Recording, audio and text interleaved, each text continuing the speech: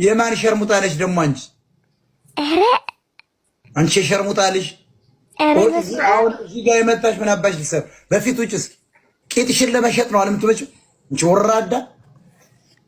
ምን አባሽ ልሰር ይመጣሽ? ወራጅ ከዛ ቂጧን ልሸጥ እኮ ነው የምትመጣው። ሰው ጾም እየጾመ ነው ሰኔ ጾም ኮሌስትሮልም ስኳሩንም ምኑን በጸሎትም እንደውነቱ ይችኮ ይው ልቂጧን ለመሸጥ እኮ ወዳየ ይሄ ነው እንግዲህ ኢትዮጵያዊ ማለት ይሄ ነው መገለጫው። ሰው ነዳጅ ቆፍሮ ያገኛል። አንቺ ታችኛሽ ስታስቆፍሪ ታሪያለሽ። አንቺ እኮ ከዚያ ውጭ ምንም የለሽም እኮ ማሰቢያሽ እኮ በሙሙሽ ነው። እንዲህ አይነት ሴቶች እዚህ ውስጥ ላስቲክ ቂጦች አስረግጬ ነው የምነግርሽ። ያንቺ ማሰቢያ እሙሙሽ ነው፣ ቂጥሽ ነው ማሰቢያሽ። ከዚያ ውጭ ምንም አታውቂ።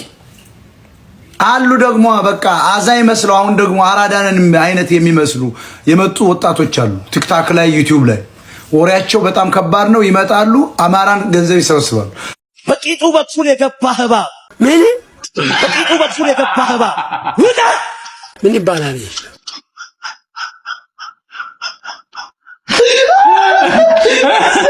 ይሄ ደደብ ጠቅላይ ሚኒስትሩ የምትሉት የሰባተኛ ክፍል ተማሪ እኔ ባይዘው እየኮረኮንኩ ነው የማስተምረው። እግዚአብሔር ምስክሬ ነው። አብይን አይደለም እኔ አንድ አማራ ፕሮፌሰር ማስተማር የምችል ሰው ነው። ቀጥቅጬ ነው ማስተምረው ፖለቲካ። ይሄ ጉራ አይደለም። ይሄንን ሰባተኛ ክፍል በደንብ ነው የነቀነቅኩት። የህዋትና የኦነግና የሻቢያን ፖለቲካ ነቅንቄዋለሁ። ገደል ላይ ከተትኩባቸው። ስለዚህ ፓርላማ ዛሬ የጠራው ለኔ ነው፣ ለማንም አይደለም የተጠራው። በፍጥነት ነው የጠራው። ቢመጣ አሳሰብ ለኛ ምን ያደርግልናል ብዬ ስለመጣው ዛሬ ፓርላማ ላይ ሲቀዝኑ አለ አብይ አህመድ። እያስቀዘንኩት ነው የዋልኩት ነው የምላችሁ። ይሄ ደንቆሮ ውስጥ የሚንጫጫው ስለበለጥኩ ነው። ፖለቲካ አበጥሬ ስለምበልጥ ነው። በጣም እኔ መረጃ አለ የሚገርም። እኔ አብይ አህመድ ጓዳው ውስጥ ነው ማድረው ማለት ይቻላል። እኔ አዝናለሁ።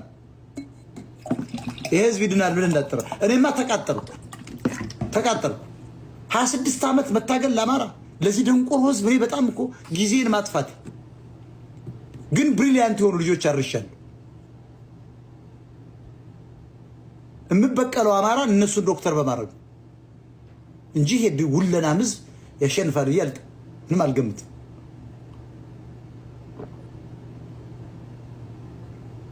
እስቲ ተቃጠልን የምትሉ ከታይ ጻፉ። ነደርን የሚል ሰው አይቻልም። እንደኔ የተቃጠለ አማራ ካለ እስኪ ከታች እውነተኛ ብሔርተኛ የሆናችሁ የምናገረው ለምን እንደሆነ ኮዙ ገብቶኝ እናንተ አማራ እንዲያሸንፍ ችግሩን እያቃጠልኩ እየነገርኩት እንዲነሳ እኮ እያረኩት ነው። አበርን የምትሉ ተቃጠልን የምትሉ ጻፉ እስኪ። አረርን የምትሉ አበርን የምትሉ ጨለልን የምትሉ ቴንክ ዩ በቃ አማሮች ናቸው። ተቃጠል ነደርን እያሉ ይሄ ሃይማኖተኛውማ ይሄ ነጠላ ለባሽ እንዴት አድርገን እንደምናስወጣው ጨለን ያለው ሰውዬ ተመቼ